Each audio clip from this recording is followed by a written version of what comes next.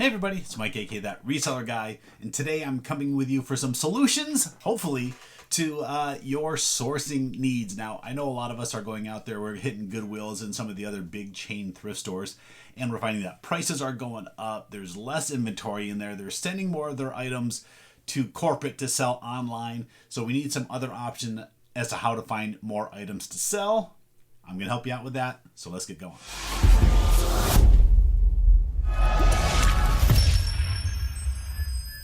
All right, so I got 10 different ways that you can find more items to sell on eBay and other sites.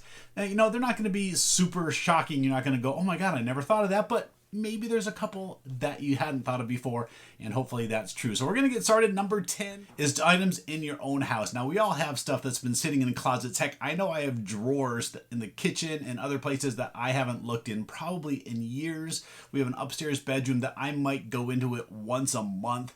I know there's stuff on the shelves that we don't need, don't want. So if you need some extra money, my first suggestion is just look throughout your own home. Look in the garage, look in your storage shed. There is stuff everywhere that can be sold. I have stuff on my shelves back here that I keep telling myself I should just get listed and get rid of because it's either collectibles that I bought, I changed my mind on, stuff like that that I bought for me. Maybe it was on a vacation. It was something that I thought I had to have from that gift shop that I don't really need. So option number 1 or item number 10, however we're doing this list, check your own home. All right, next, and I think this is one of the more valuable ones, even though I'm talking about it second here or 9th on my list, is talk to your coworkers, your friends, your family members. Let them know that you're into reselling or that you want to get into reselling.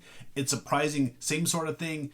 People have items in their home that they want to get rid of, but they just don't want to deal with eBay. They don't want to put it on OfferUp, have a garage sale or any of that. So maybe you can either buy those items from them, sell them on consignment, anything like that that will help get more items and get more people thinking that, hey, how can I get this person, or me in this case, more items to sell? Now, it's become one of my most valuable sources is local contacts that I have. I deal mainly in sports cards and collectibles and toys and games. So I have people out there that are always finding collections and pointing me into those directions. Actually, I have a collection of items that I'm going to go look at next week that hopefully I can shoot a video while I'm doing that because it's a pretty interesting one.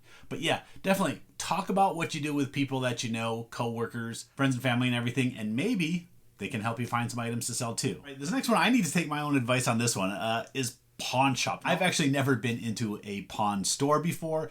I see some other resellers going there quite often, especially if you're knowledgeable in electronics and video games. Those seem to be two really big ones. My biggest knowledge is in sports cards and collectibles. I don't see a lot of that in the pawn shops when they're in there. So I do need to go in there, just check them out, see what's in there. You never know what you're going to come across. Again, if you know video games well, if you know electronics, those are great sources. Again, they're going to know some of their prices, but from what I see in these other videos, they do underprice things as well. So definitely something to check out if you're into those areas. This video is talking mainly about non-Goodwill type sources. One that I use quite a bit here, and it's been one of my favorites recently, is the local mom and pop or the smaller chain thrift stores that have really good pricing. Now, there are a ton of different sources out there as far as thrift stores. You have your Salvation Armies, you have your St. Vincent de Paul's, you have so many different ones. We have ones for animal shelters, church charities.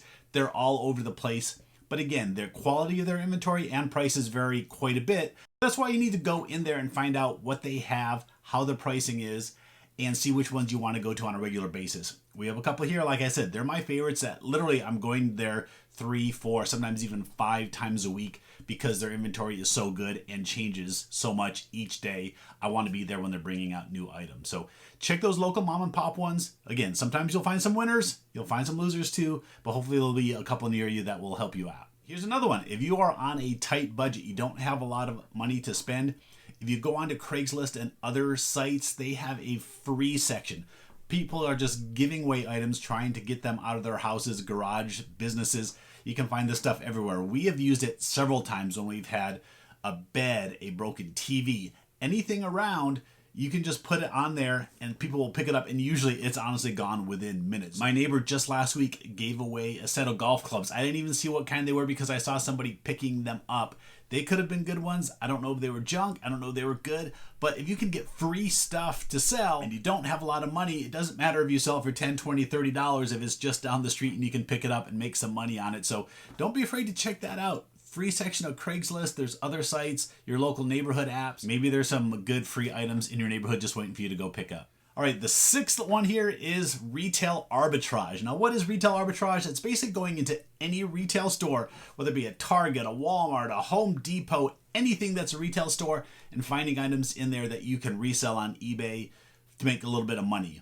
Now, the easiest way is when there's sales and clearances going on, and this happens a lot of times after the holidays.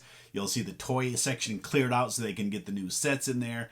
I've gone in there in years past and bought a lot of Lego. They'll price it at 30, 50, 70% off if it hasn't cleared out yet. I see it also done on video games. I see a lot of videos about Walmart and their 3-cent clearance and other video game clearances. There's a lot of channels out there relegated to just that specifically.